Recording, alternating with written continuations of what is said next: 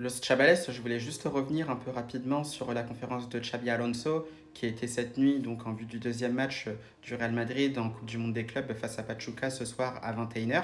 Et c'est vrai qu'il y avait ce propos-là qui pouvait être intéressant en même temps, mais un peu énigmatique, quand il dit tout simplement que Tchouaméni est un pilier fondamental de l'effectif du Real Madrid, ce qui peut être vrai en soi tant on a vu justement la polyvalence du joueur français dans cet effectif du Real Madrid, surtout quand il y avait les défenseurs qui étaient blessés.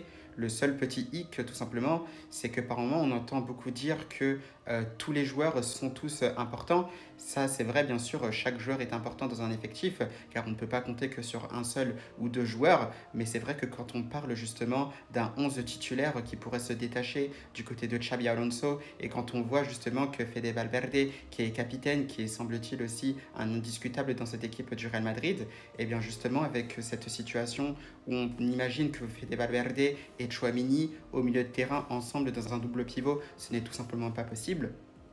Eh bien, c'est vrai qu'on se pose des questions.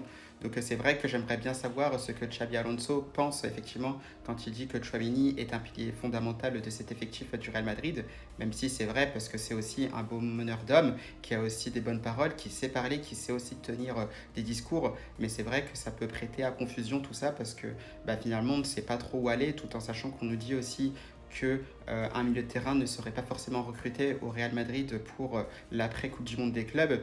Donc c'est vrai qu'on se pose pas mal de questions. Et moi j'aimerais bien savoir ce qu'il se passe réellement parce que finalement si tous les joueurs sont importants, ça devient aussi de plus en plus difficile de détecter ou de concevoir justement un 11 titulaire, un 11 type pour ce Real Madrid-là. Dans tous les cas, bon, bien sûr, on ne va pas rester là-dessus. Il y a ce match face à Pachuca qui arrivera donc ce soir à 21 h. On a vu aussi les joueurs convoqués du Real Madrid, avec notamment Kylian Mbappé qui est forfait, mais un retour de Antonio Rudiger, à voir s'il sera titulaire. Et bien sûr, on attend une victoire du Real Madrid. À la Madrid!